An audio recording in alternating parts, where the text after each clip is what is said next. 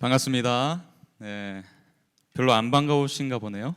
네, 제가 사실 편하게 입고 오려고 했는데 저도 청년사역을 한 10년 정도 넘게 이렇게 청년들과 함께 지냈었는데 그때는 이렇게 뭐 청바지도 입고 그랬었습니다. 저도. 근데 뭐 이렇게 담임으로서 또 살다 보니까 어느새 이제 그런 옷들이 점점 사라지더라고요. 옷장에서. 그래서 옷장을 뒤져봤는데 편하게 입을 옷이 없어서 정장을 입고 왔습니다. 양해해 주시고요. 우리 유병희 목사님께서 소개해 주신 대로 저는 야탑에 있는 분당 야탑에 있는 기쁨이 되는 교회를 담임하고 있고 제가 부산에서 올라왔습니다. 1만 성도 파송 운동에 청빙을 받아서 부산에서 올라오면서 사실 분당에서의 삶 또 경기도에서의 삶을 이렇게 처음 이렇게 살아가고 있는데 그래서 말투가 좀 다르죠, 그죠? 네. 근데 저는 제 나름대로 표준어를 지금 쓰고 있는 거예요. 그래서 잘 좀 이해가 안 되시는 말이 있더라도 양해해 주시고 잘 귀담아 들으셨으면 좋겠습니다. 오늘 이 귀한 자리에 초대해 주셔서 너무 감사드리고 한 번은 꼭 와보고 싶었어요. 우리 유병희 목사님과 제가 분당우리교회 뭐 짧은 시간이었지만 또 한 팀으로 또 사역을 하면서 목사님과 교제를 또 깊이 나누었었고 또 저희도 이제 예배당이 없었던 서러움을 알고 있기 때문에 저희도 4개월 동안 드림센터에서 같이 예배를 드렸었거든요. 그래서 그런 마음도 좀 같이 나누고 또 예배를 드리시는 장소도 꼭 한번 와보고 싶었는데 이렇게 기회가 되어서 참 감사한 마음입니다. 특별히 청년부 수련회이기 때문에 제가 기쁜 마음으로 왔어요. 저는 청년이라는 단어를 들으면 여전히 가슴이 뛰고 설레입니다. 그래서 여러분들의 얼굴을 뵈니까 마치 몇 년 전으로 돌아간 듯한 느낌이고 전혀 다른 교회라는 느낌이 또 안 들어요. 그래서 참 편안하게 또 말씀을 전할 수 있게 될 것 같아서 또 감사합니다. 우리가 오늘 읽은 말씀 디모데 사도 바울이 디모데를 향해서 편지를 쓴 마지막 편지죠. 하나님께서 이 말씀을 통해서 모르겠습니다. 4일간의 어떤 집회 가운데 또 마지막 시간인데 또 하나님께서 어쩌면 그 4일간의 그 메시지들을 잘 갈무리하라고 저를 오늘 보내시지 않았나 이런 생각이 드는데 오늘 말씀을 통해서 하나님께서 여러분 각 사람에게 말씀하시고 또 특별히 사김의 교회 청년부 공동체 말씀하실 줄로 믿습니다. 네, 그 믿음 가지고 함께 말씀을 살펴보길 원합니다.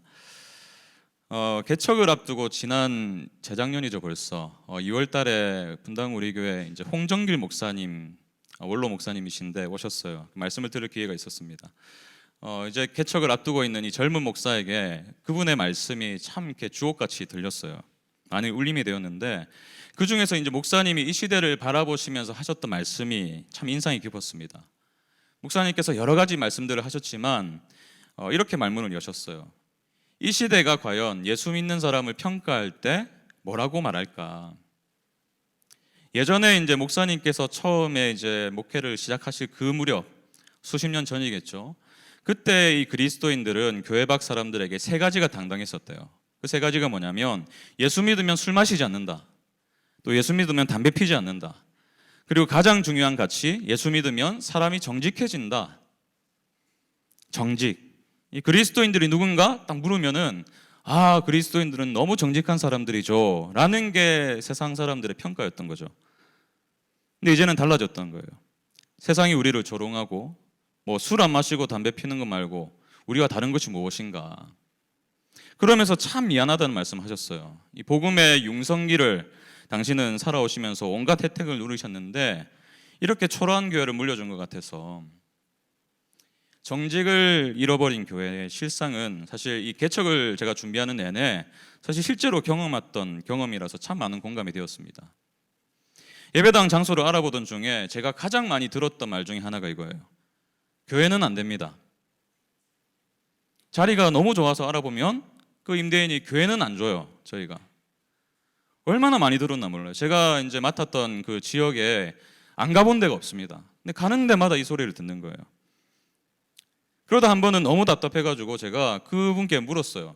아니 교회가 들어오면 왜 안 됩니까? 그 이유를 좀 알려주십시오. 그랬더니 이런 말씀하시더라고요. 교회는 상식이 잘 통하지 않습니다. 까다롭습니다. 그리고 월세를 제 시간에 내지 않습니다. 그래서 골치가 아파요. 주변에도 다 그렇게 말하더라고요. 그래서 코로나라서 어렵더라도 나중을 생각하면 교회에게는 줄 수가 없습니다. 이것이 거의 공동적인 대답이었어요. 그러다 겨우 찾아낸 곳이 지금 저희 교회가 예배를 드리는 곳인데, 처음에 여기도 이 교회라서 안 됩니다라는 대답을 들었던 곳입니다. 감사하게도 이제 여러 가지로 협의가 잘 되어가지고 계약이 되었어요. 근데 한 가지 문제가 있었습니다. 교회가 그곳에 들어가기 위해서는 종교시설로 용도 변경을 해야만 했어요. 근데 임대인분이 그 과정이 복잡하다면서 허락을 안 해주시겠다는 거예요. 그럼 우리도 계약이 어렵다고 했더니 이런 말씀하셨습니다. 아니, 지금 요즘 같은 시대에 법을 다 지키는 교회가 어디 있습니까? 예수님만 성경대로 사셨지 교회는 그런 것이 아니잖아요. 너무 충격적이었습니다. 제가 그 믿지 않는 분의 입술을 통해서 들려지는 그 소리가 저에게는 엄청난 충격으로 다가왔어요. 요즘에 교회 밖의 사람들이 바라보는 교회는 그야말로 상식을 벗어난 사람들이구나, 약속을 지키지 않는 사람들이고 정직하지 않는 사람들이구나. 여러분, 이러한 현실을 저만 경험하는 것은 아닐 거예요. 여러분들이 직장 생활 하시면서 또 학교 생활을 하시면서 심심치 않게 듣게 되는 말들이 뭐예요? 교회는 이래서 안 돼, 저래서 안 돼. 여러분, 이러한 현실을 살아가는 우리가 회복해야 될 본질은 무엇일까요? 이처럼 교회가 신뢰를 잃어버린 시대 속에서 우리는 무엇을 붙들어야 됩니까? 오늘 설교 제목이 뭐예요? 본질을 회복하라예요. 제가 확신하는 한 가지가 있습니다. 아무리 교회가 힘을 잃어버린, 신뢰를 잃어버린 시대를 우리가 살아간다 할지라도 교회가 교회다움을 회복하고 본질을 회복한다면, 그렇다면 하나님께서 여전히 교회를 통해서 일하실 것이다. 저는 이 확신이 있어요. 그래서 이 본질을 회복하는 게 너무 중요합니다. 그러면 여러분, 교회의 본질이 무엇일까요? 예배당일까요? 건물일까요? 아니죠. 여러분은 이미 알고 계실 거예요. 이 사김의 교회가 예배당이 없잖아요. 그럼에도 불구하고 교회가 존재합니다. 교회가 누구예요? 믿는 사람들이죠. 예수님의 복음을 믿는 사람들. 그러면 우리는 무엇을 믿습니까? 복음을 믿습니다. 그리고 복음은 곧 하나님의 말씀이에요. 베드로전서 1장 25절 보세요. 오직 주의 말씀은 세세토록 있도다 하였으니 너희에게 전한 복음이 곧 이 말씀이니라. 그렇기 때문에 교회의 본질은 하나님의 말씀이에요. 비록 예배당에 모이지 못하더라도, 또는 잘 갖추어진 조직이 없다 할지라도, 프로그램이 없다 할지라도, 탁월한 설교자가 없어도 복음, 하나님의 말씀, 그 진리가 있다면 저와 여러분은 교회로 존재할 수가 있는 거예요. 그렇기 때문에 한국 교회가 회복해야 될 본질은 말씀인 줄로 믿습니다. 성경을 읽고 바르게 이해하고 그 말씀대로 살아가는 그 삶에 한국 교회의 미래가 달려 있는 거예요. 그렇기 때문에 오늘 우리가 읽은 본문은 너무 중요해요. 이 교회의 본질인 말씀이 왜 중요한지에 대해서 저와 여러분에게 구체적으로 말씀하고 있기 때문입니다. 특히 디모데후서는 사도 바울이 마지막으로 쓴 편지라고 알려져 있습니다. 다시 말해서 에베소 교회를 맡았던 젊은 담임 목사인 디모데와 또 그 성도들을 향한 사도 바울의 마지막 유언과도 같은 편지인 것입니다. 여러분, 죽음을 앞둔 사람의 마지막 말이 얼마나 무게가 있어요? 자신의 인생에 있어서 가장 중요하다 여겨지는 말을 아마 썼을 것입니다. 그렇기 때문에 우리는 본문을 통해서 왜 말씀이 교회의 본질인지, 왜 우리는 말씀으로 돌아가야 되는지 구체적으로 알게 되는 거예요. 여러분, 말씀이 본질인 이유, 그 첫 번째가 무엇입니까? 말씀이 없는 교회의 모습이 이것을 증명하기 때문이에요. 먼저 바울은 이렇게 시작하죠. 너는 알라. 오늘 우리가 읽지는 않았지만 디모데후서 3장 1절에 이런 말씀이 있습니다. 너는 이것을 알라. 말세에 고통하는 때가 이르러. 말세, 고통하는 때가 온대요. 이 고통하는 이란 단어를 제가 찾아보니까 칼레포스라는 단어더라고요. 견디기 어려운, 위협적인 이런 뜻을 가지고 있는 단어입니다. 근데 이 단어가 성경에서요, 오늘 본문 말고 딱 한 군데에 사용되었어요.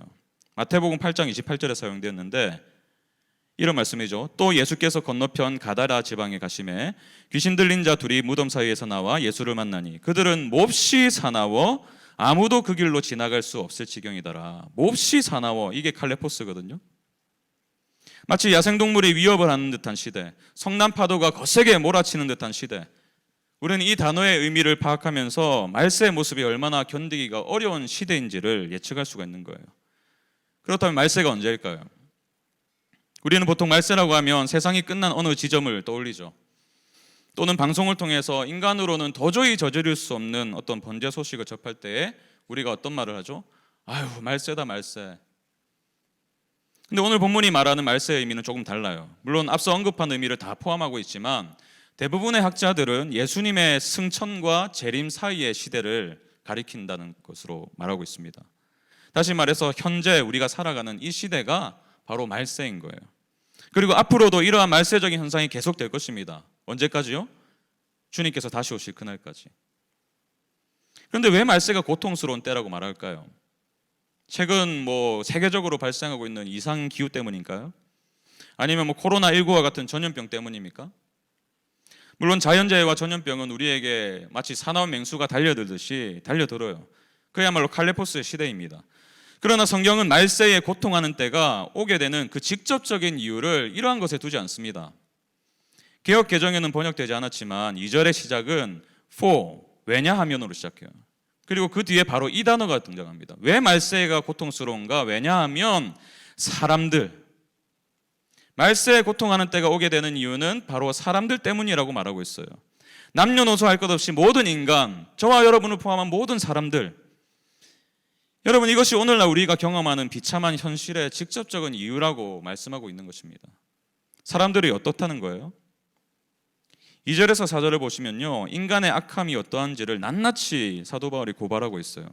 우리 함께 읽어봤으면 좋겠는데요. 디모데후서 3장 2절부터 4절입니다. 사람들이 자기를 사랑하며 돈을 사랑하며 자랑하며 교만하며 비방하며 부모를 거역하며 감사하지 아니하며 거룩하지 아니하며 무정하며 원통함을 풀지 아니하며 모함하며 절제하지 못하며 사나우며 선한 것을 좋아하지 아니하며 배신하며 조급하며 자만하며 쾌락을 사랑하기를 하나님 사랑하는 것보다 더하며. 본문은 무려 18가지나 되는 사람들의 실체를 보여주고 있어요. 근데 첫 문구와 마지막 문구를 보시면요, 이 모든 것이 단 한 가지로 요약된다는 사실을 알게 됩니다. 첫 문구가 뭐예요? 자기를 사랑하며. 마지막은 무엇입니까? 쾌락을 사랑하기를 하나님 사랑하는 것보다 더하며. 결국 자기 사랑이 그 핵심이에요. 자기 사랑. 하나님보다 자신을 더 사랑하는 것. 여러분, 사실 이것이 죄의 뿌리가 아닙니까? 나들목교회 김영국 목사님이요, 이 성경이 말하는 죄를 이렇게 정의하시더라고요. 의식적이든 무의식적이든 하나님을 하나님의 자리에서 몰아내고 자신이 그 중심에 서 있는 것을 성경은 죄라고 말합니다. 이 개념을 이제 잘 우리가 이해하기 쉽게 설명하자면, 영어가 죄가 뭐죠? SIN이죠. sin이죠. 죄라는 영어를 보면 이 SIN이라는 단어의 한가운데 뭐가 있어요? 알파벳 I가 있습니다. I-centeredness, 나 중심, 그것이 바로 죄라는 거예요. 내가 모든 것의 중심인 것, 이것이 죄의 본질인 것입니다. 그렇기 때문에 우리가 앞서 함께 읽었던 2절부터 4절에 나타난 모든 악의 모습은 자기 사랑의 결과예요. 내가 내 인생의 주인이 된 결과예요. 내가 내 인생의 중심이 된 결과입니다. 제가 요즘에 뉴스 보기가 너무 겁나요. 얼마나 끔찍한 사건과 사고가 뉴스를 통해서 보도가 되는지 모르겠습니다. 근데 그 사건들을 가만히 들여다보면요, 그 원인이 다 여기에 있어요. 자기 중심성에 있어요. 자기 욕심을 채우기 위해서 다른 사람의 전세금을 가지고 도망치는 사람도 있고요, 내 기분이 조금 상했다고 해서 사람을 때리기도 하고 죽이기도 합니다. 표륜적인 범죄도 얼마나 많이 일어나나 몰라요. 이러한 자기중심적이고 이기적인 모습은 마치 고슴도치와도 같습니다. 고슴도치는 어떻게 해요? 몸을 둥글게 말고 바깥에 있는 사람들에게는 날카로운 가시만 보이죠. 근데 동시에 부드럽고 따뜻한 털은 안에 있는 자신에게만 보여줍니다. 이 자기중심성이잖아요. 이처럼 자기 사랑의 결과로 인해서 우리 모두가 고통의 시대를 살아가고 있습니다. 이 시대가 그렇다면, 우리가 살고 있는 이 시대가 그런 모습이라면 저와 여러분은 어떨까요? 우리는 과연 자기 사랑의 이 덫에서 자유로울 수 있을까요? 어쩌면 여러분은 지금까지 이 본문을 많이 읽었을 거고 또 수도 없이 설교를 통해서 들으셨을 수도 있습니다. 그리고 말세의 모습을 우리가 아닌 이 세상의 모습, 이 시대의 모습으로 아마 받아들였을 수도 있어요. 근데 여러분, 이 본문의 고발은요, 저와 여러분을 비켜가지 않습니다. 5절 때문이에요. 5절에 뭐라고 기록되어 있죠? 경건의 모양은 있으나 경건의 능력은 부인하니. 여러분, 사실 우리 중에 그 누구도 이 지독한 자기 중심성에서 자유로울 수가 없어요. 그리고 이러한 모습이 바로 경건의 모양은 있지만 경건의 능력은 부인하는 삶입니다. 예배당에 나와서 예배는 드려요. 그러나 거룩한 삶을 살아가지 않습니다. 매일 하나님 앞에 나가서 기도는 합니다. 근데 여전히 내 마음에는 이기적인 탐욕이 있어요. 주기도문과 사도신경은 완벽하게 암송을 하지만 말과 행동은 그 고백과는 전혀 상관없어요. 주님은 분명히 이렇게 말씀하셨죠. 누구든지 나를 따르려거든 자기를 부인하고 자기 십자가를 지고 나를 따를 것이니라. 이렇게 말씀하셨지만 이 견고한 자기 사랑으로 인해서 자기 부인은 꿈도 꾸지 못합니다. 여러분, 혹시 이것이 한국교회 모습은 아닐까요? 이것이 저와 여러분의 모습은 아닙니까? 우리가 어느새 주님이 화 있을진저 라고 분노하면서 저주하셨던 그 서기관과 바리새인들처럼 된 것은 아닙니까? 겉은 깨끗한 것처럼 보이지만 내면은 탐욕과 방탕으로 가득한 그들처럼 말입니다. 경건의 모양은 있으나 경건의 능력은 인정하지 않는 교회. 종교적인 행위는 너무나 많은데 경건한 삶이 너무나 희소한 교회. 여러분, 저도 여기서 자유로울 수가 없어요. 재작년에 이제 3년 전이죠. 외부에서 청빙된 이 1만 성도 파송운동에 청빙된 14분의 목사님이 계시거든요. 저를 포함해서. 한 자리에 모였을 때 이찬수 목사님께서 던져주신 질문이 있습니다. 여러분, 정말 주를 위해서 죽으실 수 있습니까? 이 비장하게 물으시는 거예요. 밥 맛있게 먹고 티타임 가지고 있는데 정말 주를 위해 죽을 수 있습니까? 그러시면서 하시는 말씀이 이랬어요. 예를 들어서 만약에 이런 상황이라고 가정을 해봅시다 하시면서 던지신 말씀이에요. 정말 미안하게 되었는데 이 1만 성도 파송 운동에 차질이 생겨가지고 여러분 14분 중에서 한 분이 합류하기가 어렵게 되었다고 합시다. 그래서 부득불 한 사람은 청빙이 어려운 상황이라고 합시다. 만약에 이런 상황이라면 손을 들어서 제가 그 한 사람이 되겠습니다 라고 자신 있게 대답할 분이 계십니까? 먹다가 막 얹힐 뻔했어요. 체할 뻔했어요. 쉽지 않은 질문이었습니다. 제가 이제 이 질문을 가지고 이제 집으로 돌아오면서 집에서 내내 곱씹었어요. 이 질문을. 그러니까요, 제 자신에게 계속 이 질문을 던지니까요, 제 내면 깊숙이 자리 잡고 있는 생각을 하나 발견할 수가 있었습니다. 제가 이런 생각을 가지고 있더라고요. 나는 이미 많은 것을 포기했어. 제가 부산이 고향이거든요. 거기에 부모님, 저희 혼자 되신 이제 아버님이 계시고요. 형제도 있고요. 제가 사역했던 교회가 모교회예요. 어릴 때부터 자라온 교회예요. 그 고향을 떠나야 했습니다. 아브라함처럼. 사랑하는 모교회도 떠나왔고 홀로 되신 아버지를 부산에 남겨준 채 떠나왔고 나는 이미 너무나 많은 것을 희생했어. 그러니 나는 그 한 사람이 될 수 없어 라는 생각이 제 안에 있더라고요. 무슨 말이에요? 막 애들러서 표현했지만 담임 목사 자리를 죽어도 포기 못한다 라는 욕심이 제 안에 있더라고요. 그런 저의 실체를 보면서 얼마나 제가 놀라고 부끄러운지 몰라요. 어느덧 이 담임 목사라는 자리가 제 우상이 되었던 거예요. 우리는 너무 자기중심적입니다. 주님은 우리에게 이렇게 말씀하시잖아요. 너는 마음을 다해 뜻을 다해 힘을 다해 내 하나님 여호와를 사랑하라. 근데 우리는 어때요? 마음을 다하고 뜻을 다하고 힘을 다하여 자신을 사랑해요. 하나님이 아닌 다른 것을 사랑합니다. 이게 우리의 한계입니다. 이것이 우리의 민낯이고요. 왜 이렇게 된 걸까요? 답은 간단해요. 진리를 모르기 때문입니다. 물론 진리를 알죠. 여러분 어릴 때부터 신앙생활 해오셨던 분들은 주일학교 때 배웠던 그 성경 말씀들이 기억나실 거예요. 또 주일마다 얼마나 탁월한 설교를 들으십니까? 우리 유병희 목사님의 탁월한 설교 들으시잖아요. 복음, 그리스도, 저부터도 그래요. 이 거대 담론에 너무 익숙해요. 근데 강론이 약해요. 저도 매주 말씀을 선포하거든요. 그러니까 얼마나 복음을 외치겠어요. 거의 강박적으로 이 복음이 들어가야 되고 그리스도가 들어가야 됩니다. 하나님 나라를 외쳐요.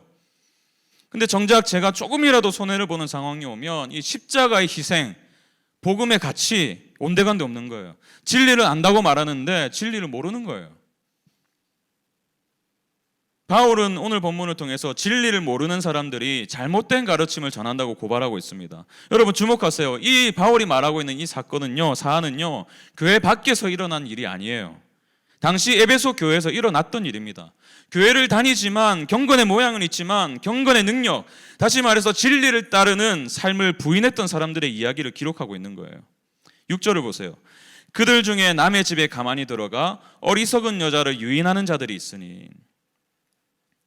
바울은 이들을 가리켜서 진리를 대적하는 자들이라고 말하고 있습니다. 8절 보십시오. 얀네와 얀브레가 모세를 대적한 것 같이 그들도 진리를 대적하니 이 사람들은 그 마음이 부패한 자요 믿음에 관하여는 버림받은 자들이라. 근데 이러한 자들의 가르침을 따르는 여인들이 있었대요. 그들은 왜 진리가 아닌 잘못된 가르침을 따랐을까요? 6절을 다시 보세요. 그들 중에 남의 집에 가만히 들어가 어리석은 여자를 유인한 자들이 있으니 그 여자는 죄를 중히 지고 여러 가지 욕심에 끌림 받아요. 여러 가지 욕심에 끌림 받아요. 결국은 뭐예요? 자기 사랑, 결국 자기의 욕심에 끌려서 자기 사랑을 벗어나지 못했기 때문에 진리가 아닌 것을 따르게 됐다는 거예요. 바울은 이 사람들을 가리켜서 어리석은 여자라고 평가합니다. 자기 사랑은 결국 하나님의 뜻이 아니라 자신의 뜻, 자신의 유익, 자신의 탐욕을 따르게 만듭니다. 그리고 그 결국이 뭐예요? 어리석음이에요. 무언가를 배우는 것 같지만 진리를 알지 못한다고 평가합니다. 7절 보십시오. 항상 배우나 끝내 진리의 지식에 이를 수 없느니라.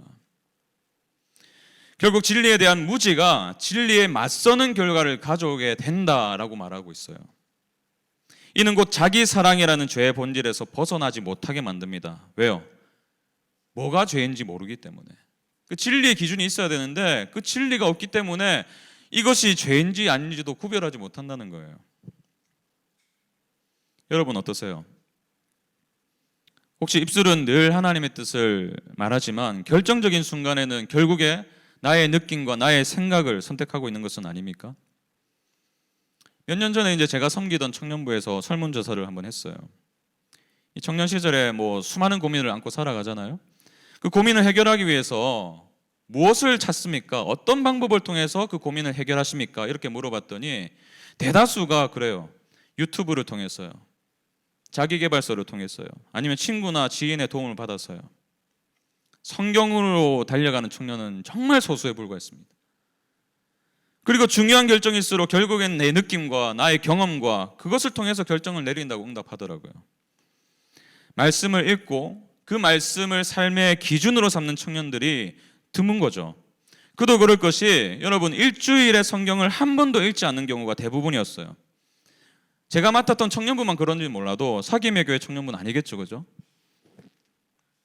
제가 봤더니 설문조사 결과를 봤더니 많이 읽는 사람도 5분 이내예요. 청년들만의 얘기가 아니에요. 작년 7월에 발표된 한 조사를 보니까 한국교회 성도들이 일주일에 성경을 읽는 시간이 몇 분이게요? 일주일에 평균 64분이더라고요. 그럼 하루에 몇 분 읽는 거예요? 10분 내외인 거예요. 그렇다면 SNS의 이용 시간은 얼마나 될까?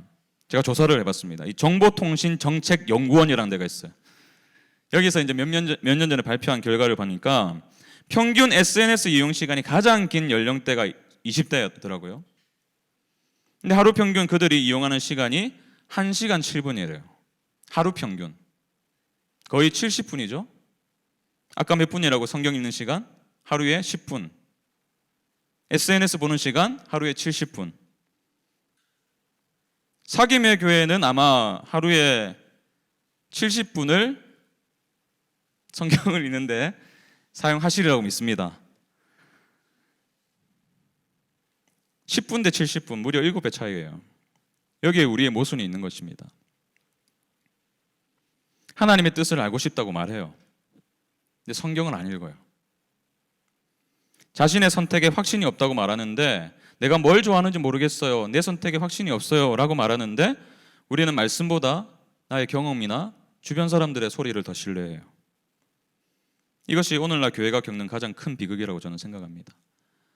많은 그리스도인들이 자신은 하나님의 말씀의 권위 아래에 있습니다 라고 말하면서도 실제로는 삶으로는 그 말씀에 완전히 잠기지 못하고 있어요. 여러분, 우리는 여기서 스스로에게 질문해 봐야 됩니다. 우리는 왜 성경을 집어들고 말씀에 빠지려 하지 않는 것인가? 심지어 이 스마트폰 시대를 우리가 살아가면서도 수많은 성경 어플들이 이미 폰에 깔려 있으면서도, 그래서 언제든지 마음만 먹으면 성경을 볼 수 있는 시대를 살면서도 왜 우리의 눈은 말씀을 향하지 않는 것인가? 여러분, 우리는 하나님을 안다고 말하지만 하나님의 뜻을 몰라요. 하나님과 친밀한 관계를 원한다고 하면서도 그분이 어떤 분이신지 상세하게 기록되어 있는 성경을 펼치지 않습니다. 하나님을 사랑한다고 말하면서 그분의 마음이 가득 담긴 이 말씀에는 관심이 별로 없는 것처럼 보여요.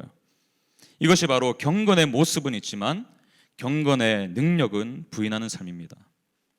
말씀을 읽지 않기 때문에 말씀이 지닌 여전히 살아있는 그 능력을 경험하지 못한 채 살아가는 그리스도인들이 너무나 많은 시대예요.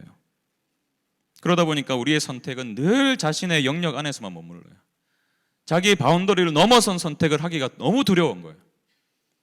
그러다 보니까 결국 대세를 따라요. 많은 사람들이 선택하는 길, 시대의 문화가 가리키는 방향으로 한 걸음 한 걸음 걸어가는 것입니다. 우리의 고민 중에 하나인 연애를 예로 들어봅시다. 여러분의 연애관은 무엇을 기준으로 지금 삼고 있습니까? 왜 이성을 만나기 원하시죠? 외로워서인가요? 아니면 이렇게 성적인 욕구를 해소하기 위함인가요? 로맨틱한 관계를 꿈꾸기 위함인가요? 요즘 시대 문화는 어떤가요? 여러분, 유튜브나 SNS를 보시면 이 성적인 요소를 가미한 꽁트나 미니 드라마가 얼마나 많이 지금 나오고 있는지 몰라요. 아마 여러분도 많이 접하셨을 거예요.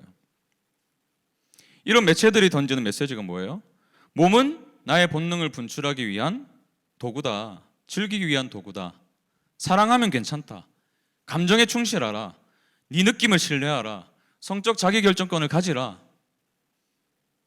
근데 여러분, 성경은 뭐라고 말합니까? 성은 하나님이 주신 선물이라고 말해요. 기독교는요, 절대로 금욕주의를 말하지 않습니다. 성은 아름다운 거예요. 하나님 주신 선물이에요. 성을 터부시하지 않습니다. 그러나 하나님은 반드시 부부가 된 이성의 관계에서만 성관계를 허락하셨어요. 남자의 몸을 통해서 여자를 지으신 하나님은 원래 하나였던 남자와 여자가 다시 하나가 되길 원하셨습니다. 창세기 2장 24절 보세요. 이러므로 남자가 부모를 떠나 그의 아내와 합하여 둘이 한 몸을 이룰지로다. 근데 여러분, 이 하나됨은요, 단순히 육체적인 하나됨만을 의미하지 않았습니다. 전인격적인 하나됨이에요. 우리는 그 하나됨의 열매로 고귀한 생명을 갖게 되죠. 이것이 하나님이 주신 성의 원리입니다. 그래서 사도 바울은요, 교회와 그리스도를 부부의 하나됨에 비유를 하고 있어요. 아내는 남편에게 복종하래요. 남편이 그리스도께서 교회의 머리이신 것처럼 아내의 머리이기 때문에 남편은 아내를 사랑하래요. 그리스도께서 그의 몸인 교회를 위해서 희생하신 그 사랑으로. 그리고 이 놀라운 비유를 이렇게 마무리합니다. 그러므로 사람이 부모를 떠나 그의 아내와 합하여 그 둘이 한 육체가 될지니 이 비밀이 크도다. 나는 뭐라고요? 그리스도와 교회에 대하여 말하노라. 무슨 말이에요? 하나님이 허락하신 이 성은 그리스도와 교회의 하나됨과 같은 원리를 가지고 있다는 거예요. 이것이 우리가 단순한 감정적 사랑으로 이성과 관계를 맺지 않아야 될 이유입니다. 상대방을 그저 내 성욕을 해소하기 위한 수단으로 바라보지 않아야 될 이유예요. 여러분, 결혼하시더라도 마찬가지예요. 이것이 성경이 말하는 성입니다. 이처럼 성경에 대한 무지는요, 우리를 세상과 전혀 구별되지 않는 삶으로 살게 만들어요. 아무리 교회를 오래 다녔다 할지라도, 봉사와 헌신을 많이 하고 있다 할지라도, 우리가 말씀의 권위를 인정하지 않고 그 말씀에 대한 사모함이 없다면 우리는 수십 년을 예수 믿는다 할지라도 여전히 영적인 어린아이로 살아갈 수밖에 없는 것입니다. 히브리서 5장 11절 14절을 보십시오.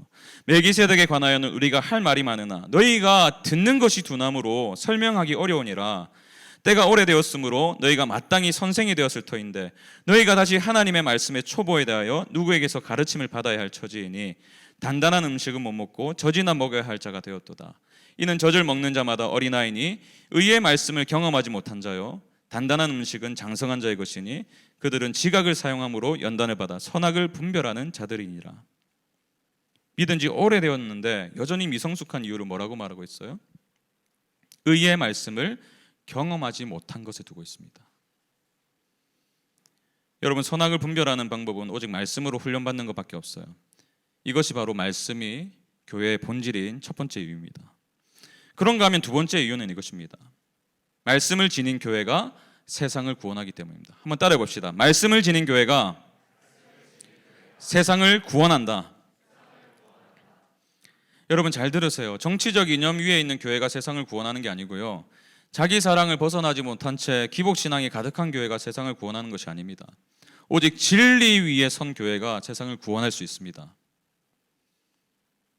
하나님의 말씀을 기초로 세워진 바로 그 교회. 왜 그럴까요? 왜 말씀을 지닌 교회가 세상을 구원할 수 있을까요? 첫 번째 이유는 이것입니다. 성경이 곧 구원을 받게 하는 지혜이기 때문이에요. 15절을 같이 읽을까요? 시작. 또 어려서부터 성경을 알았나니 성경은 능히 너로 하여금 그리스도 예수 안에 있는 믿음으로 말미암아 구원에 이르는 지혜가 있게 하느니라. 여러분, 우리는 어떻게 구원을 얻게 됩니까? 우리는 어떻게 하면 지독한 이 자기 사랑을 벗어날 수 있습니까? 우리는 어떻게 죄의 사슬에 벗어나서 참된 자유와 안식을 누릴 수 있게 됩니까?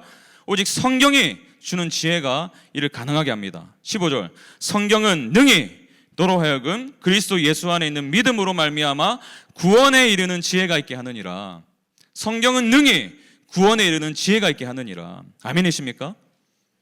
우리는 성경을 통해서요, 이 세상의 처음을 알게 돼요. 끝을 알게 됩니다. 오직 이 말씀을 통해서 복음의 핵심인 예수 그리스도를 보게 되는 거예요. 부활하신 예수님이 십자가 사건 이후에 실족해서 이 고향으로 돌아가던 그 두 제자에게 나타났어요. 그리고 그들에게 성경을 풀어주세요. 누가복음 24장 27절 보세요. 이에 모세와 모든 선지자의 글로 시작하여 모든 성경에 쓴 바 자기에 관한 것을 자세히 설명하시니라. 한마디로 모든 성경이 자기 자신을 가리키고 있다, 예수님을 가리키고 있다 말씀하신 거예요. 그렇습니다, 여러분. 우리는요, 오직 성경을 통해서 우리의 죄악을 위해서 대신 죽으시고 모든 죽음의 권세를 이기시고 부활하신 그 예수님을 만날 수가 있어요. 이 놀라운 진리를 통해서 우리는 비로소 우리를 사랑하시는 하나님께로 나아갈 수가 있게 됩니다. 자기 사랑을 넘어서서 하나님 사랑으로 나아갈 수가 있는 거예요. 말씀이 없이는 예수님을 주로 시인할 수 없습니다. 예수님의 그 승리를 믿을 수가 없어요. 믿음이 없이는 구원에 이르지 못합니다. 바울의 선포를 들어보세요. 그러면 무엇을 말하느냐? 말씀이 내게 가까워 내 입에 있으며 내 마음에 있다 하였으니 곧 우리가 전파하는 믿음의 말씀이라. 네가 만일 네 입으로 예수를 주로 시인하며 또 하나님께서 그를 죽은 자 가운데서 살리신 것을 내 마음에 믿으면 구원을 받으리라. 사람이 마음으로 믿어 의에 이르고 입으로 시인하여 구원에 이르느니라. 아멘. 오직 성경 안에서 구원이 시작되는 줄로 믿습니다. 이 기쁜 소식을 듣고 믿는 사람들, 자신의 구원이 얼마나 가치 있는 것이고 또 고귀한 가치인지를 성경 안에서 발견한 사람들, 이러한 사람들을 통해서 세상이 변화되기 시작하는 거예요. 왜 말씀을 지닌 교회가 세상을 구원할 수 있습니까? 그 두 번째 이유는 이것입니다. 오직 성경이 우리의 삶을 변화시키는 능력이기 때문이에요. 우리에게 구원을 주는 능력일 뿐만 아니라 저와 여러분의 삶을 변화시키는 능력이 되기 때문입니다. 16절 17절을 같이 읽읍시다. 시작. 모든 성경은 하나님의 감동으로 된 것으로 교훈과 책망과 바르게 함과 의로 교육하기에 유익하니 이는 하나님의 사람으로 온전하게 하며 모든 선한 일을 행할 능력을 갖추게 하려 함이라. 모든 성경은 하나님의 사람으로, 즉 교회로 온전하게 하며 모든 선한 일을 행할 능력을 갖추게 한다고 선포합니다. 성경은 한결같이 정의를 실천하는 삶을 말하기 때문이죠. 하나님의 공의를 세상에 드러내라고 말하기 때문입니다. 그 놀란 하나님의 사랑을 삶으로 보이라 말하기 때문이에요. 하나님께서 저와 여러분에게 구원을 베푸시는 목적이 무엇입니까? 그저 이 천국행 티켓을 확보해 주시기 위함입니까? 아니죠.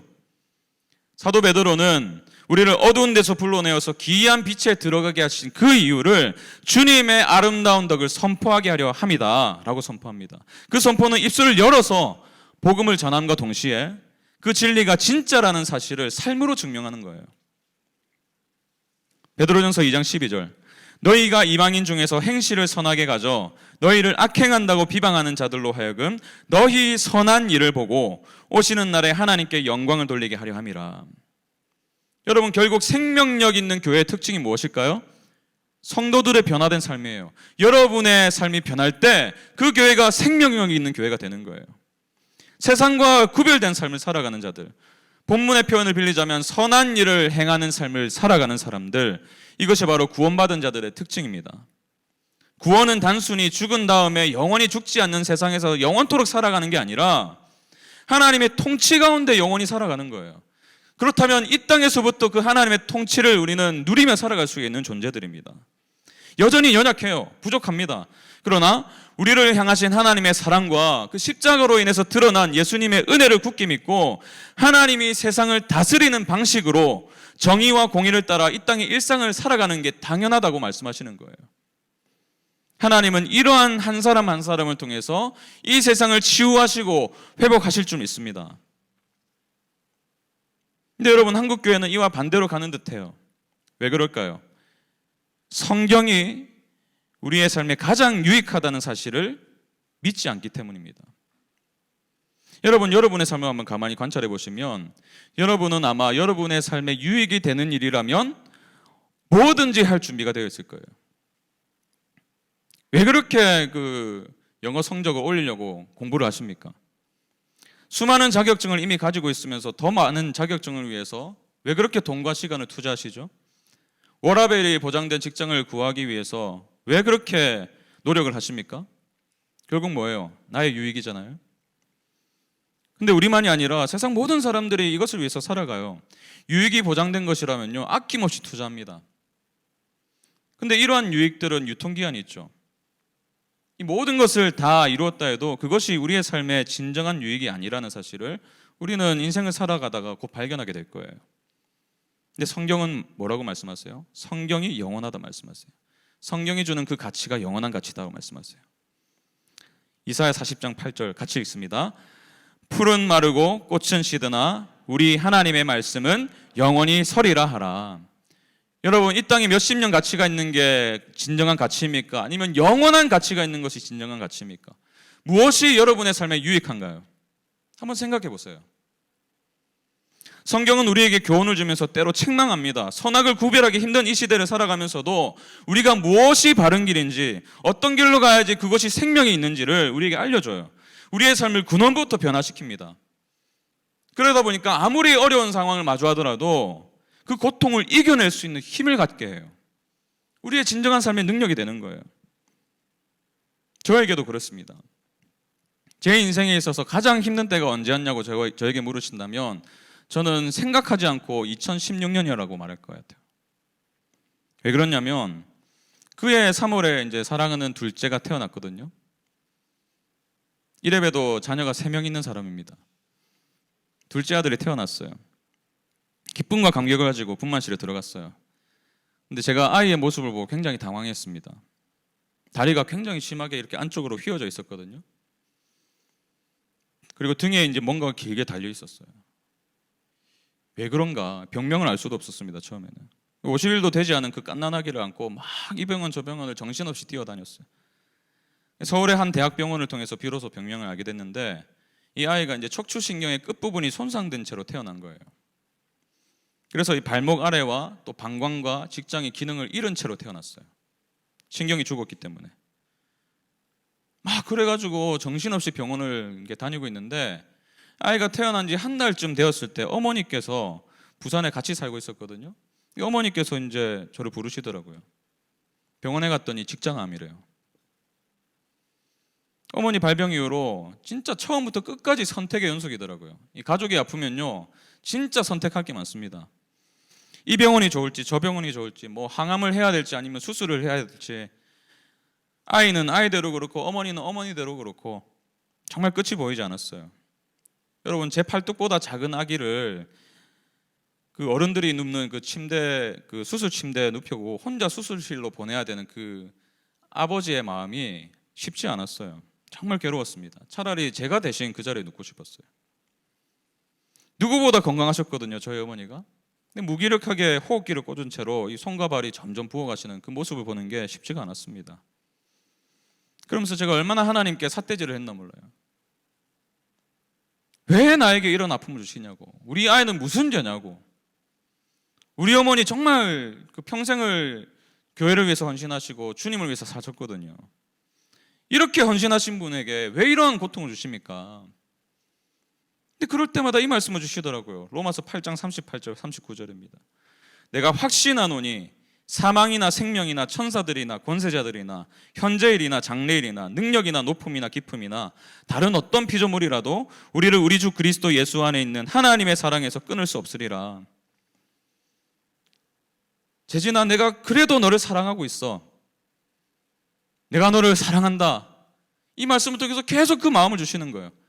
제가 계속 거부했어요. 사랑하시면서 왜 이 고통을 주시냐고. 사랑하시는데 왜 이렇게 아프게 하시냐고. 근데 계속해서 이 똑같은 말씀을 주시더라고요. 근데 시간이 흐르면서요, 이 말씀이 제 마음을 위로했습니다. 일어서 힘을 주시더라고요. 이 말씀을 통해서. 이해되지 않는 그 하나님의 말씀이 서서히 이해가 되기 시작했어요. 말씀이 이해가 됐다고 해서 상황이 바뀌었던 건 아닙니다.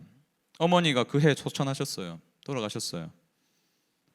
지금 둘째가 이제 올해 초등학교 2학년이 되는데 여전히 발에 보조기를 차고 살아가야 되고요. 여전히 대소변을 가리지 못해서 정신은 멀쩡해요. 근데 지체 장애가 있으니까 그 기저귀를 차고 다니거든요.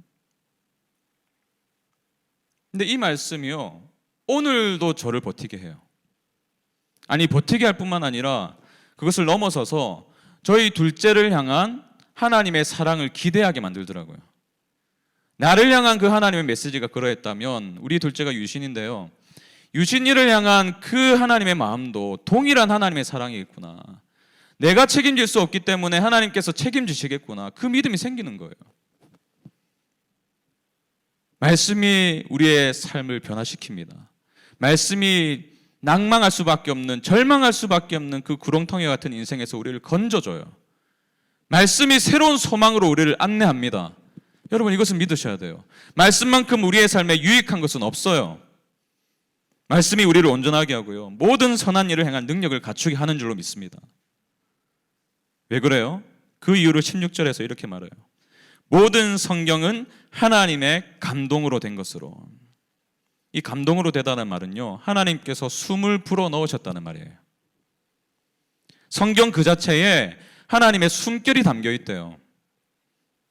주의하세요. 모든 성경이에요. 모든 성경. 우리가 좋아하는 구절만이 아니고요, 우리에게 위로가 되는 말씀만이 아니라 창세기 1장 1절부터 요한계시록 22장 21절까지의 모든 말씀이 곧 하나님의 말씀이고요, 그 모든 말씀에 하나님의 숨결이 담겨 있는 줄 믿습니다. 그저 인쇄된 텍스트가 아니에요. 석가모니나 공자의 가르침이 말하는 어떤 삶의 지침이나 교과서도 아닙니다. 하나님이 실제로 말씀하신 말씀이고요, 하나님 그 자체예요. 그래서 우리는 성경을 계시라고 부르죠. 하나님이 자기 자신을 드러내 보이신 거예요. 우리에게 무언가를 알려주시기보다 자기 자신을 보이신 거예요. 그렇기 때문에 하나님의 말씀이 생명력이 있는 것입니다. 히브리서 4장 12절 같이 읽습니다. 하나님의 말씀은 살아있고 활력이 있어 좌우의 날선 어떤 것보다도 예리하여 혼과 영과 및 관절과 골수를 찔러 쪼개기까지 하며 또 마음의 생각과 뜻을 판단하나니. 그렇기 때문에 이 유진 피터스 목사님 말씀처럼 성경을 읽는 거는요, 복음을 사는 것과 분리된 활동이 아닙니다. 우리가 복음대로 살기 위해서 꼭 필요한 활동이에요. 우리가 말하고 행동하는 모든 것에 대해서 바로 하나님께서 발언권을 가지게 하는 것이 성경 읽기예요. 우리의 모든 삶에 살아계신 하나님이 성경을 통해서 말씀하시게 할 때, 그리고 그 말씀의 권위에 우리가 굴복할 때 그 말씀의 능력은 우리의 삶을 온전히 변화시킬 줄로 믿습니다. 그 결과 우리는 세상을 구원하는 소금과 빛으로 존재할 수가 있는 거예요. 그러므로 오직 말씀 위에 선 교회만이 세상을 구원할 수 있습니다. 이것이 말씀이 우리가 회복해야 될 본질인 이유입니다. 저와 여러분은 이제 우리는 교회의 본질이 왜 말씀인지에 대한 타당한 이유를 가지게 되었습니다. 말씀이 없이는 자기 사랑의 굴레를 벗어날 수 없기 때문에, 오직 말씀을 통해서만 구원을 얻을 수 있고 삶의 변화를 경험할 수 있기 때문에, 저는요, 이것이 내리막을 향해서 달려가는 이 한국교회의 마지막 남은 보루라고 믿습니다. 이것이 우리가 여러분의 앞으로 장차 올 믿음의 후배들에게 남겨줄 선한 영향력이에요. 여러분, 그렇다면 교회의 본질의 말씀을 회복하기 위해서 우리는 무엇을 해야 될까요? 저는 오늘 이 말씀을 근거로 오늘 4가지 적용을 여러분과 함께 좀 나누길 원합니다. 교회의 본질의 말씀을 회복하기 위해서 첫 번째 필요한 것은 이겁니다. 일단 성경을 집어 드셔야 돼요. 일단 성경을 집어드셔야 돼요. 여러분이 성경을 읽지 않는 이유가 무엇입니까? 가장 쉽게 들을 수 있는 대답은 아마도 이것일 것입니다. 바빠서요. 근데 여러분 정말 바쁘세요? 제가 앞서 언급했듯이 바쁘다고 말하는 우리는 하루 평균 1시간 이상을 SNS에 사용하고 있습니다. 솔직히 말해서 우리는 성경을 읽지 못하는 게 아니라 읽지 않습니다. 에릭 레이먼드 목사님이라는 분이 계신데요. 우리가 성경을 읽지 않는 이유를 5가지로 정리하셨어요. 첫 번째 이유가 이것이더라고요. 성경이 우리를 불편하게 하기 때문에. 성경은 우리를 위로하는 말씀만으로 가득한 책이 아니라 때로는 우리를 책망하고 우리에게 도전하죠. 순종을 요구합니다. 그래서 불편해요. 성경을 읽으면 내가 하고 싶은 것을 좀 포기해야 될 것만 같고, 그래서 부담스러운 거죠. 우리는 기본적으로 힘들고 불편한 것을 거부하는, 싫어하는 경향이 있습니다. 그래서 불편한 것을 멀리하고 싶어 해요. 우리 아이들 3명이 있는데요, 하나같이 제가 무슨 한마디만 하면 그걸 싫어해요. 잔소리로 여기고. 밥을 먹지 않고 아이들은 뭐예요? 늘 사탕만 먹었으면 좋겠는데, 공부하지 않고 늘 영상만 봤으면 좋겠는데, 저는 아이들이 원하는 것을 잘 허락하지 않기 때문입니다. 왜 그럴까요? 사탕만 먹으면 어떻게 돼요? 아이들이 몸을 망치거든요. 하루 종일 영상을 보면 정신건강이 이롭지 못하기 때문이거든요. 여러분 진짜 사랑이 뭘까요? 진정한 사랑은 사랑하기 때문에 진리를 말해주는 거예요. 사랑하기 때문에 삶의 방향을 바로 잡아주는 겁니다. 불편하고 부담스럽다고 해서 성경을 멀리한다면 저와 여러분의 영혼은 병들 수밖에 없을 것입니다. 두 번째 이유, 성경이 이해하기가 어렵다는 것입니다. 맞는 말이에요. 성경을 이해하려면요, 넘어야 될 장벽이 많습니다. 언어도 그렇고 문화도 그렇고 역사도 그렇고. 그래서 하나님은 여러분이 사랑하시는 목사님을 주셨어요. 유병희 목사님, 또 우리 서 목사님 청년부에. 뿐만 아니라 이미 우리의 이해를 도와줄 수 있는 수많은 보조 자료들이 존재합니다. 스터디 바이블도 있고요. 문제는 우리가 이것을 활용하기 위한 노력을 하지 않는다는 거예요. 이해하기 어렵다고 성경을 덮어준다는 게 문제입니다. 세 번째, 성경을 읽는 훈련이 되어 있지 않기 때문에. 여러분들이 지난 4일 동안 오늘까지 쳐서 은혜 받으시고, 그래 내일부터 내가 성경을 읽으리라 그러면서 매일 아침에 설레는 마음으로 성경책을 펼치면 너무 좋겠지만 현실은 그렇지 못하죠. 성경을 읽고 싶을 때만 읽는 것이 아니라 이것이 나에게 꼭 필요한 것임을 인식하고 운동선수와 같은 마음으로 성경 읽기를 훈련할 필요가 있어요. 내가 읽고 싶을 때만 읽는 게 아니라 읽고 싶지 않을 때라도 몸을 쳐서 복종하는 게 필요합니다. 여러분 제가 수영을 좀 잘해요. 수영을 좋아합니다. 근데요, 제가 한 7년 됐거든요, 수영을 시작한 지. 수영을 좋아하게 된 이유가 이 시작하면서부터가 아니에요. 이 시작할 때는요 너무 힘들었어요. 그래서 아침에 일어나서 수영장 가는 게 너무 힘들었습니다. 눈을 비비고 수영장에 가서 한 거랑 뭐예요? 발차기가 전부였기 때문에. 재미가 없더라고요. 근데 지금은 달라요. 이제는 어떻게 하면 더 효율적으로 힘을 빼고 멀리 나갈 수 있을까? 어떻게 하면 더 빠르게 나갈 수 있을까? 어떻게 하면 더 멋진 자세가 나올까? 이런 것을 유튜브 보면서 연구하고 있어요. 좋아하게 된 거죠. 좋아하니까 하게 돼요. 근데 좋아하기까지의 과정을 여러분이 인내하셔야 돼요. 여러분 성경을 읽으시고 그 유익을 경험하시기까지 지루한 시간들이 아마 있을 것입니다. 근데 그럴 때 포기하지 마시기 바랍니다. 네 번째, 성경이 진부하다 생각하기 때문에. 그래서 나의 삶과는 전혀 상관이 없는 말씀이라고 생각하기 때문에 성경에 손이 잘 가지 않아요. 근데 이런 경우에는요, 성경을 제대로 읽어본 적이 없기 때문일 수도 있습니다. 항상 읽고 듣던 말씀만 가까이 하기 때문에 말씀의 내용대로 살아보려고 노력해 본 적이 없기 때문에 나와 상관없는 얘기처럼 들릴 수도 있어요. 여러분 기억하세요. 소설은 상상을 요구하죠. 근데 성경은 삶을 요구합니다. 말씀대로 삶을 살아본 사람은 말씀이 지닌 생명력을 오늘도 경험할 수 있어요. 마지막으로 하나님과의 관계에 문제가 있기 때문일 수도 있어요. 성경에 대한 우리의 태도는 하나님에 대한 우리의 태도를 반영하죠. 만약에 여러분이 전혀 성경을 읽고 싶은 마음이 생기지 않는다면 한번 심각하게 고민해 보셔야 돼요. 나는 정말 하나님을 만난 것이 맞나? 내가 정말 복음을 믿고 있는가? 진지하게 한번 고민해 보셔야 됩니다. 제가 이 살펴본 5가지 이유 말고도 우리는 이런저런 이유를 대면서 사실은 성경을 읽지 않으려고 하죠. 하워드 핸드릭스라는 분이 이런 말씀하셨어요. 대다수의 사람이 하나님의 음성을 듣고 싶어 하면서도 정작 하나님의 말씀인 성경은 원하지 않는다. 우리는 성경을 소유하는 것까지는 잘하지만 우리가 성경에 사로잡히는 것은 허용하지 않는다. 우리는 입으로만 성경을 받들 뿐 립 서비스, 삶으로는 성경을 받들지 않는다. 라이프 서비스로 나아가지 않는다. 여러분, 이것이 바로 오늘날 사탄이 우리를 넘어뜨리려고 하는 주요한 방법입니다. 한 신학자 말처럼 정신없이 달리고 잠시도 쉬지 않고 노력해야지 겨우 버틸 수 있는 세상을 우리가 살아가죠. 직장생활 쉽지 않습니다. 정신없어요. 그런 삶을 살아가면서 온 몸과 마음을 다해서 어떻게든 멈춰서서 이 성경을 읽고 묵상하고 고민하고 궁리하는 것이야말로 오늘날 사탄을 대적하는 방법이래요. 안 그러면 앞서가고 경쟁에서 승리한 그런 사람들의 화려한 간증을 들으면서 패배감과 열등감에 사로잡혀서 자존감이 바닥에 떨어진 상태로 대세에 휩쓸리고 주류의 몸을 맡긴 채 살아갈 수밖에 없기 때문입니다. 그러니 이 분주한 시대에 성경을 읽고 묵상하는 건요, 그야말로 목숨을 건 싸움이에요. 그 싸움에 여러분들을 초대하신 줄 믿습니다. 그러니 먼저 성경을 집어드세요. 수많은 이유가 있으시겠지만 일단 성경을 읽으시기 바랍니다.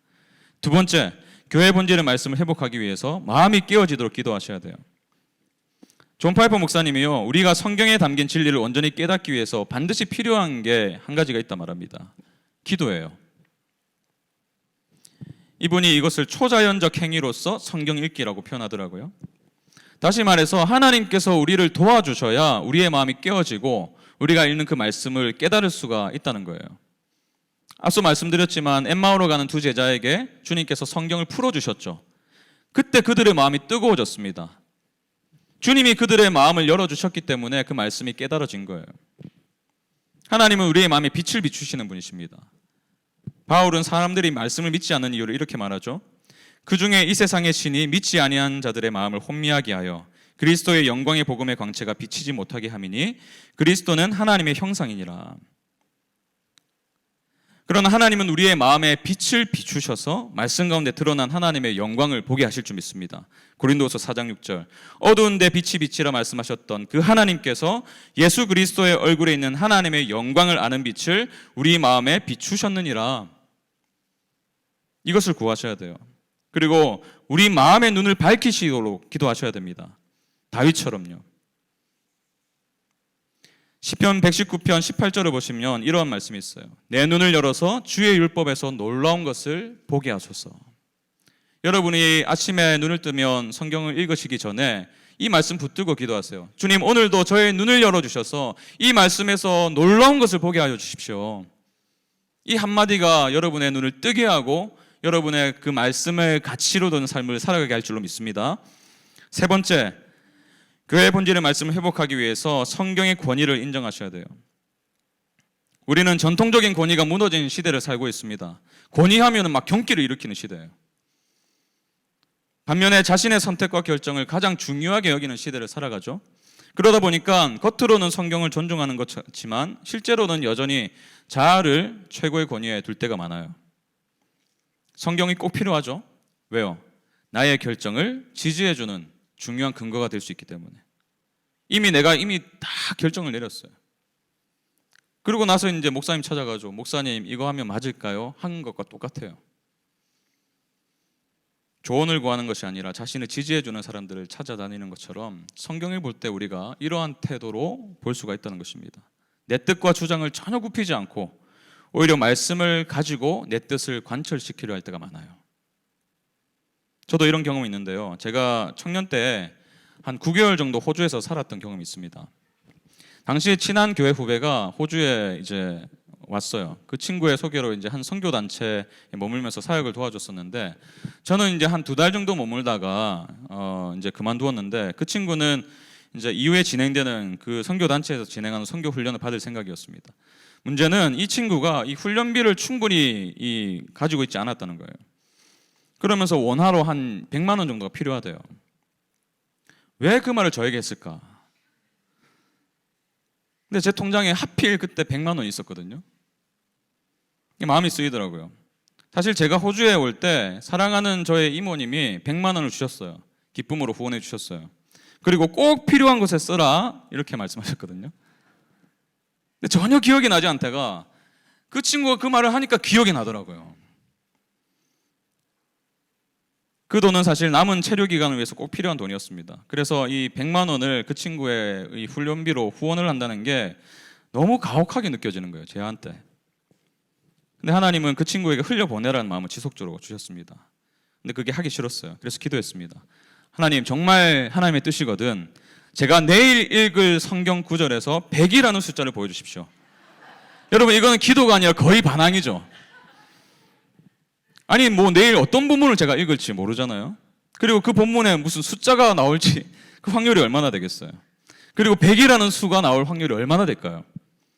겉으로는 하나님의 뜻을 구하는 것 같았지만 사실은 제 뜻을 굽히지 않기 위해서 말씀을 이용하려는 것에 불과했겠죠.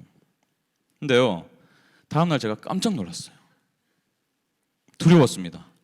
당시에 제가 이 맥체인 성경 읽기라는 성경 읽기표가 있는데요, 그 순서대로 읽고 있었는데 그날 읽어야 될 본문 중에 하나가 요한계시록 4장이었어요. 하늘에 예배를 그리고 있거든요. 근데 4절부터 숫자가 나오기 시작해요. 24보좌, 24장로, 등불 7, 7영, 4생물, 4생물, 6날개, 24장로. 혹시나 해서 제가 더 해봤습니다. 24 더하기 24 더하기 7 더하기 7 더하기 4 더하기 4 더하기 6 더하기 24는 100이더라고요. 물론 성경을 이렇게 해석하시면 안 돼요. 근데 제 기도 자체가 얼마나 어처구니가 없었으면 하나님께서 이런 어처구니 없는 방법으로 제가 알아듣도록 말씀해 주셨을까 생각이 들더라고요. 유진 피터스 목사님이 우리가 성경에 대해 던져야 될 가장 중요한 질문이 있다면 이것의 의미가 무엇인가가 아니라 내가 무엇에 순종할 수 있는가, 이것을 먼저 던져라 이렇게 말씀하셨어요. 성경은 하나님의 감동으로 된 줄 믿습니다. 근데 이 말은요, 단순히 그 안에 하나님의 생각이 들어있다는 정도가 아니에요. 만약에 우리가 성경을 바로 알고 적용한다면 삶 가운데 부딪히는 수많은 선택에 필요한 모든 것들을 공급받게 되어서 하나님이 원하시는 삶을 살 수 있게 된다는 말이에요. 성경을 따라 산다는 것은 하나님의 뜻 안에 살아간다는 거예요. 성경의 권위를 인정하시기 바랍니다. 그리고 그 권위에 순종하시기 바랍니다. 마지막으로 교회 본질의 말씀을 회복하기 위해서 공동체와 함께 읽으셔야 돼요. 혼자서는 이 결심이 무너지기 쉽습니다.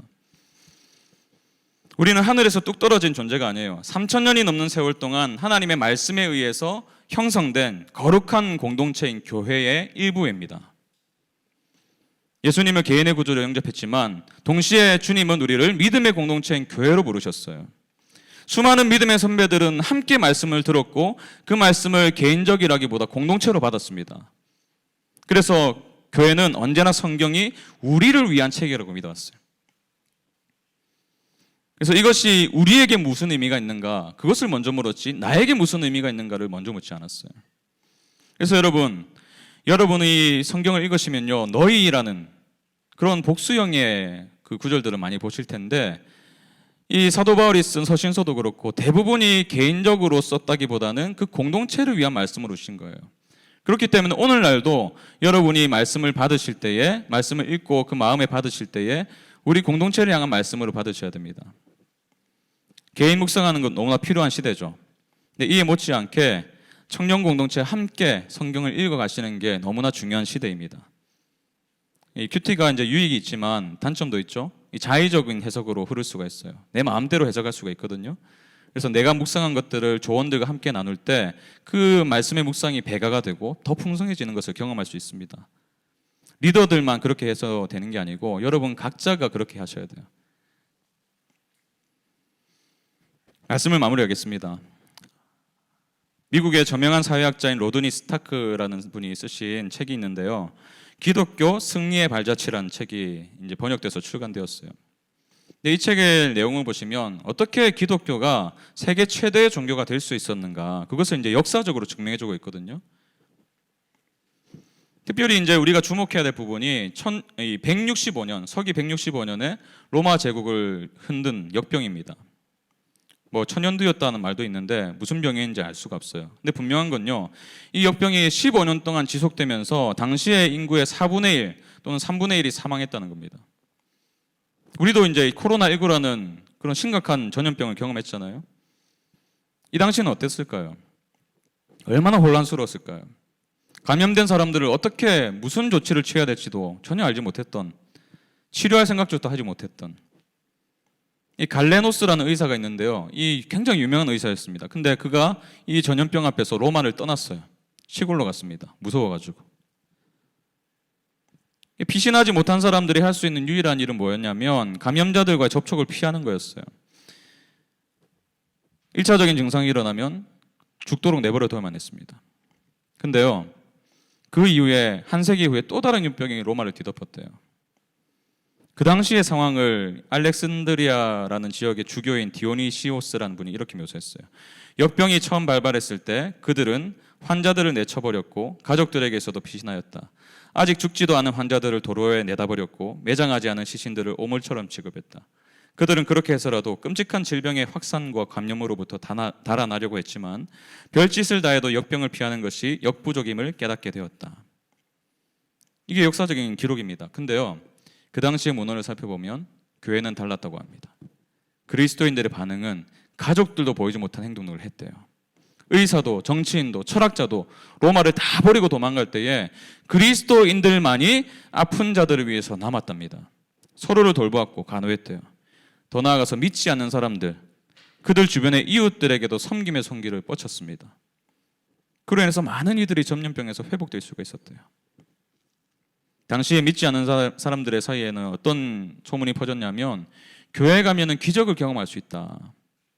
실제로 뭐 기적이 일어난다기보다는 거기 가면은 돌봄을 받을 수 있으니까, 죽어가던 사람이 살아나니까. 그래서 수많은 사람들이 기독교의 신앙으로 들어왔습니다. 위기의 상황에 보인 사랑으로 말미암아 그들이 믿고 고백하는 것이 진짜라는 사실을 믿지 않았던 사람들이 발견했기 때문이에요. 우리의 믿음의 선배들이 어떻게 이런 섬김의 삶을 살 수 있었을까요? 본질을 붙들었기 때문입니다. 내 이웃을 내 몸과 같이 사랑하라. 그 주님의 말씀의 권위에 굴복했고 순종했고 주님을 사랑했기 때문에, 그들의 삶의 기초를 성경에 두었기 때문에,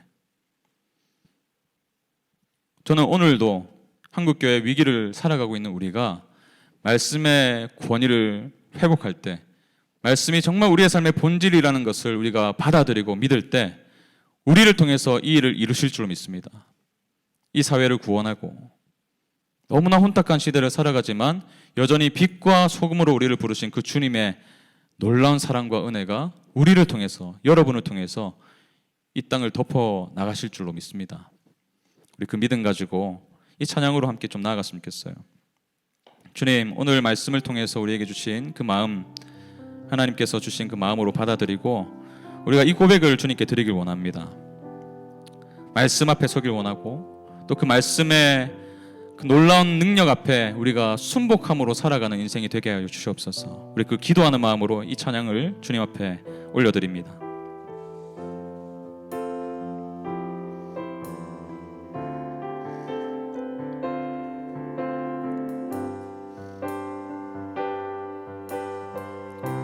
우리 함께 고백합니다. 말씀 앞에서 경외함으로 주께 홀로 섭니다. 생명의 말씀 읽고 순종해 주를 예배합니다. 우리 한 번 더 고백합니다. 말씀 앞에서 경외함으로,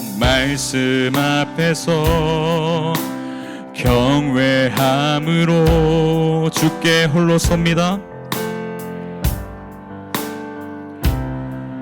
생명의 말씀 읽고 순종해. 읽고 순종해. 우리의 삶으로 주님을 예배하길 원합니다.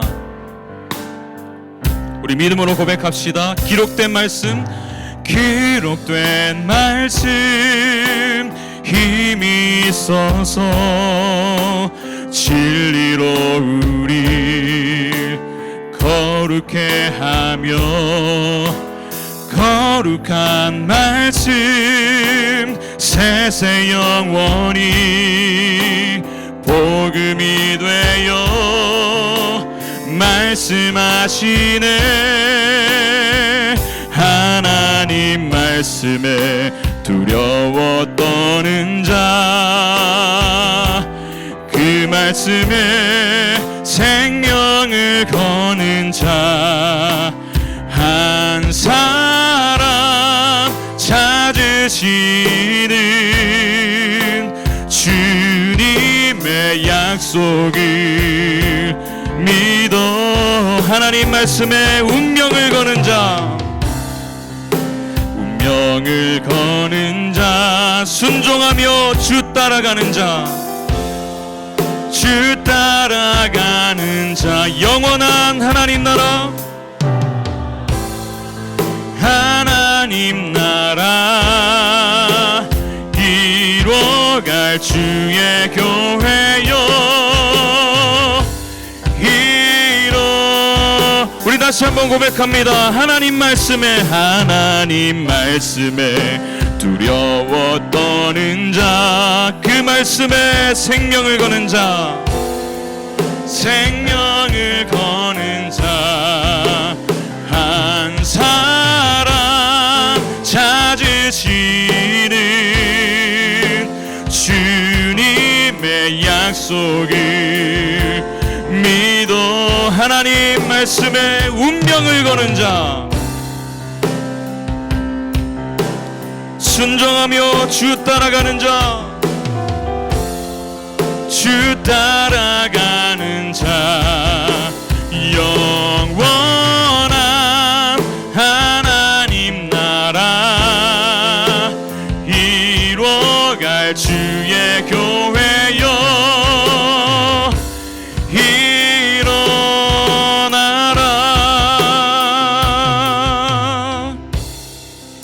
주 여호와의 말씀이니라. 보라 날이 이를지라 내가 기근을 땅에 보내리니 양식이 없어 주림이 아니며 물이 없어 가람이 아니요 여호와의 말씀을 듣지 못한 기갈이라.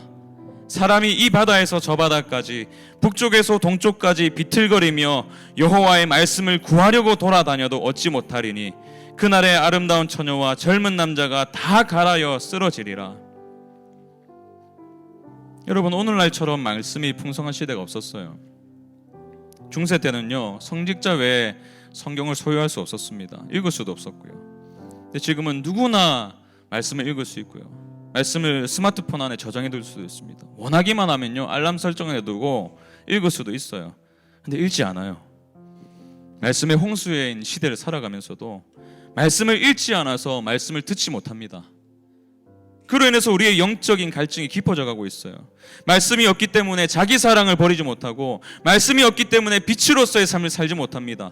말씀이 없기 때문에 거룩을 지키지 못하고, 말씀이 없기 때문에 세상 속에서 아무런 영향을 끼치지도 못해요. 양식이 없어 주림이 아니며 물이 없어 가람이 아니요 여호와의 말씀을 듣지 못한 기갈입니다. 여러분, 말씀을 잃은 교회는요, 참된 교회가 될 수 없어요. 본질을 잃어버렸기 때문에. 여러분은 무엇을 의지하고 계십니까? 여러분이 붙들고 있는 그 기준은 무엇입니까?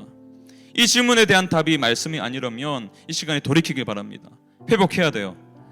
말씀의 가치를 내팽개치며 여전히 내가 중심이 되어 살아온 지난 날들을 돌이키셔야 됩니다. 이 시간에 주의 은혜를 구하면서 주님의 이름 한번 부르짖고 기도할 때에, 주님, 오늘 이 말씀 앞에서 제가 온전히 반응하기 원합니다. 돌이키기 원합니다. 그 말씀을 기뻐하기 원하고 그 말씀의 유익을 삶으로 경험하며 누리며 살기 원합니다. 우리 안에 그러한 갈망을 허락하여 주시옵소서. 우리 주님의 이름 한번 부르고 함께 기도하겠습니다. 주여, 주님, 그렇습니다. 말씀이 없기 때문에 우리가 여전히 우리 중심적으로 자기 중심이라는 그 굴레를 벗어나지 못한 채 아무런 능력도 없이 이 세상을 살아가고 있었던 것은 아닙니까? 말씀을 이미 우리 손에 주셨지만 그 말씀을 읽지 않았기 때문에 아무런 하나님의 말씀의 능력을 경험하지 못한 채 살아왔던 인생은 아니었습니까?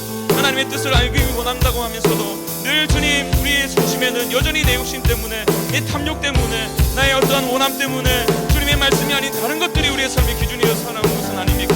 주님, 이 시간에 우리 청년들의 가슴을 주님께서 만져주시옵소서.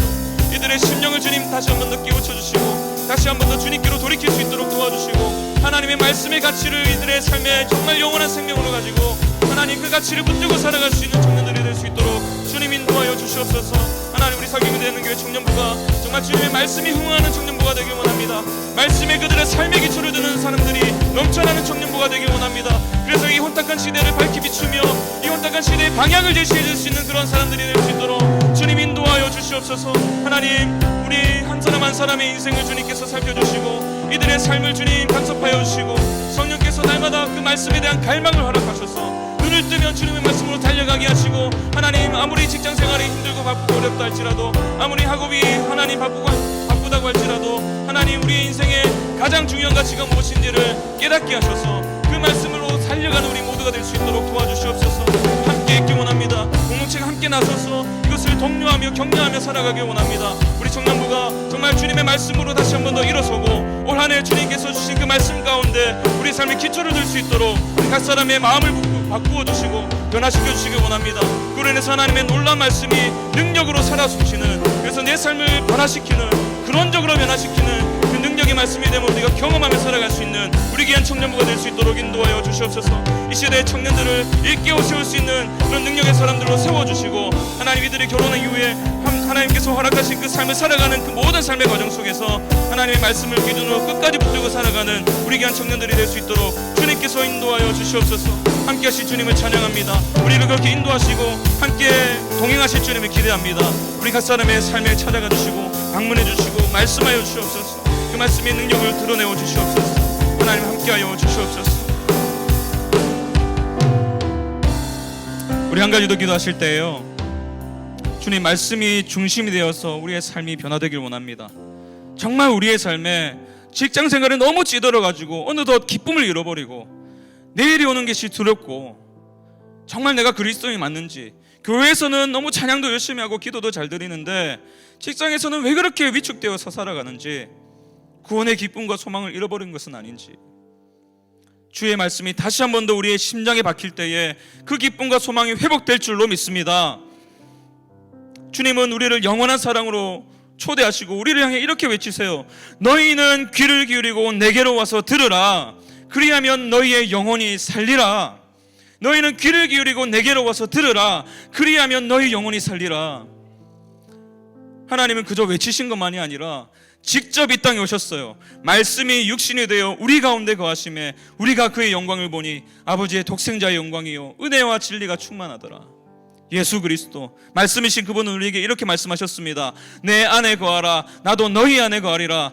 가지가 포도나무에 붙어있지 아니하면 스스로 열매를 맺을 수 없음 같이 너희도 내 안에 있지 아니하면 그리하리라. 나는 포도나무, 너희는 가지라. 그가 내 안에, 내가 그 안에 거하면 사람이 열매를 많이 맺나니 나를 떠나서는 너희가 아무것도 할 수 없습니다.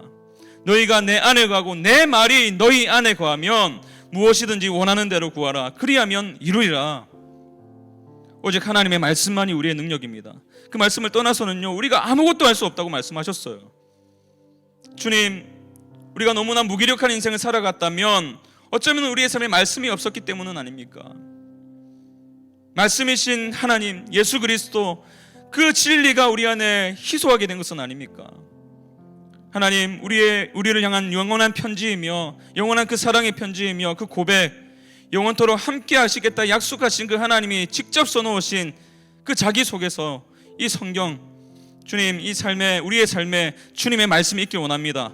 말씀이 우리 안에 거하길 원합니다. 말씀으로 우리를 인도하시고 영원한 사랑으로 우리를 가르쳐 주시옵소서. 그로 인해서 구원의 기쁨이 회복되게 하시고 우리의 삶에 다시 한 번 더 소망으로 살아갈 능력을 더하여 주시옵소서. 우리 그렇게 한 번 더 기도하며 나갑시다.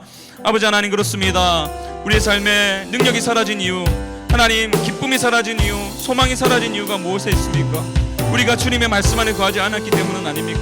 주님 이 시간에 다시 한번 더 그 소망과 기쁨을 회복하실 주님을 기대하며 나아갑니다. 우리가 말씀을 가까이 하고 주님의 말씀을 우리 안에 두게 될 때에 하나님 무엇이든지 원하는 데 구하라 그리하면 이루리라 약속하신 그 약속대로 이루어 주실 주님을 기대합니다.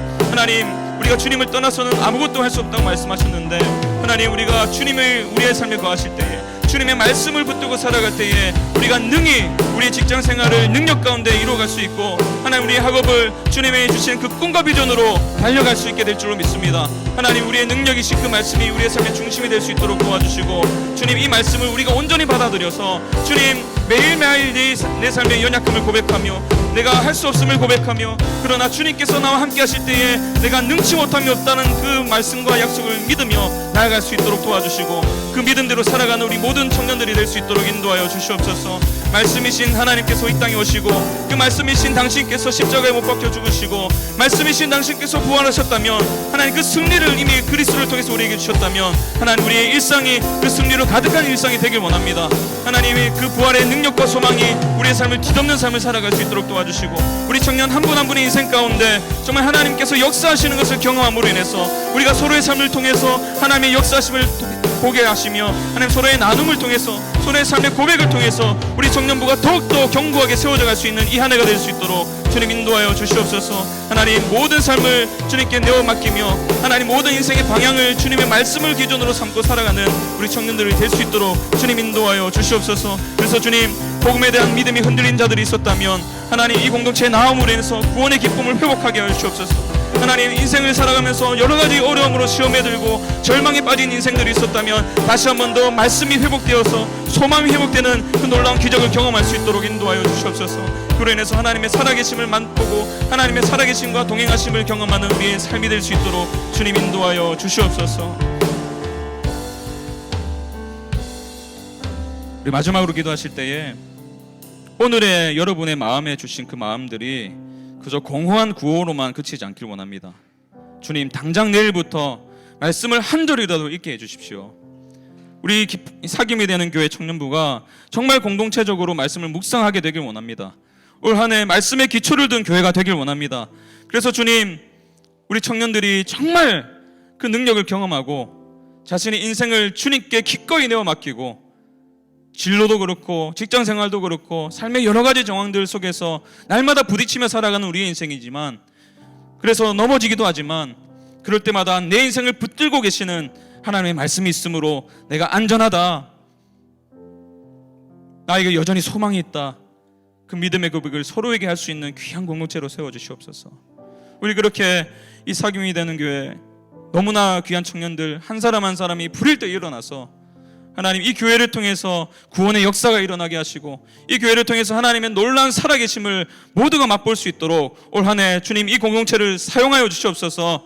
우리 그렇게 교회를 위해서 한 번 더 기도하겠습니다. 아버지 하나님 감사합니다. 이 시간에 우리 가운데 이 귀한 4일간의 집회를 통해서 이 수련회를 통해서 말씀하여 주신 주님을 찬양합니다. 아버지 하나님 우리 사귐이 되는 교회가 정말 주님과의 사귐을 경험하는 교회가 되길 원합니다. 말씀 안에 드러난 그 하나님과의 사귐을 누리며 살아가는 공동체가 되길 원합니다. 특별히 우리 청년 공동체가 먼저 불일 듯 일어나게 하여 주시옵소서. 우리 교회의 너무나 중요한 허리가 정말 튼튼해질 수 있도록 도와주셔서 앞으로 정말 이들을 통해서 이 교회의 미래가 결정되게 하시고 이들의 삶을 통해서 이 교회가 다시 한 번 더 주님의 놀라운 도움을 맛볼 수 있도록 도와주시고 하나님 말씀으로 무장된 청년들이 살아가는 곳곳마다 그들의 직장과 그들의 가정이 놀랍도록 변화됨을 경험하는 그런 놀라운 소식들이 들려질 수 있는 교회가 될 수 있도록 주님 역사하여 주시옵소서. 우리 사랑하는 담임 목사님 주님께서 기억하여 주시고 하나님 말씀으로 한 해 동안에 인도하며 나아가실 때마다 주님 지혜를 더하여 주시고 하나님의 마음을 붙들고 나아갈 수 있도록 도와주시고 그 말씀의 생명이 하나님 있도록 도와주시고 하나님 우리 소목사님 청년부를 함께 제자 훈련시키고 나아갈 때마다 그 걸음걸음을 주님 조장해 주셔서 이 교회를 통해서 하나님 이 지역의 지형이 바뀔 수 있도록 도와주십시오. 하나님 이 지역의 직장의 놀라운 변화들이 여기저기서 일어날 수 있도록 도와주시고 하나님 우리 청년들의 가정마다 하나님 귀한 소식들이 들려질 수 있는 올 한 해가 될 수 있도록 인도하여 주시옵소서. 그로 인해서 지난 4일간의 하나님께서 주신 그 말씀들이 정말 살아서 역사하는 능력의 말씀이 되어서 우리 각 사람의 마음과 삶을 변화시키고 능히 하나님의 놀라운 장성한 분량이 충만한 데까지 이를 수 있는 듯 하나님 그 능력을 경험하는 우리 모두가 될 수 있도록 도와주시옵소서. 아버지 하나님 감사합니다. 이 시간에 우리 가운데 말씀해 주신 것 감사하고 지난 4일 동안에 우리 가운데 하나님 함께 하심이 감사하고, 하나님 이사교회 되는 청년부를 통해서 하나님 놀라운 일을 행하실 것을 기대함으로 나아갈 때에 하나님의 약속을 우리가 성취하는 것을 볼 수 있는 우리 모두가 될 수 있도록 도와주시옵소서. 주님 함께 하실 주님을 기대합니다. 주님 그 약속대로 이루어가실 주님을 찬양합니다. 주님 인도하여 주시고 함께 하여 주시옵소서.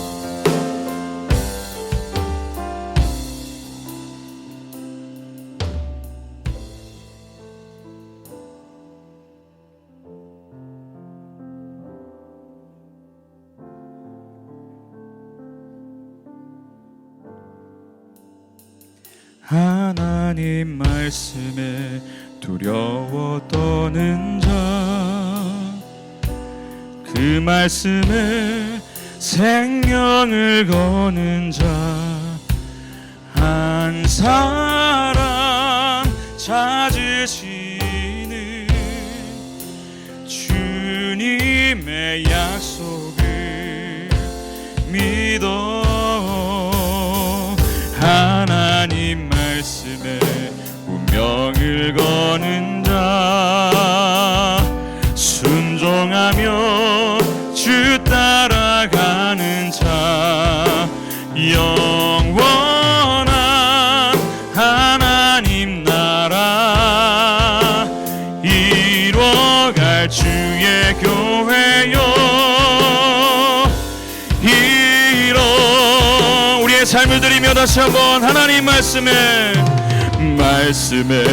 두려워 떠는 자, 그 말씀에 생명을 걸길 원합니다.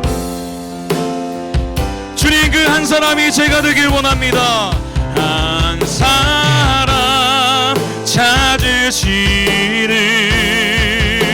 주님의 약속을 믿어. 하나님 말씀에 운명을 거는 자, 말씀에 운명을 거는 자, 순종하며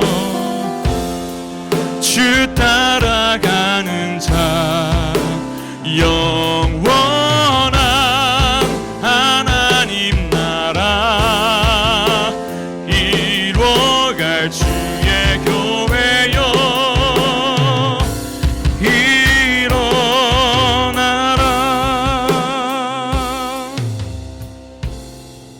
주님 감사합니다.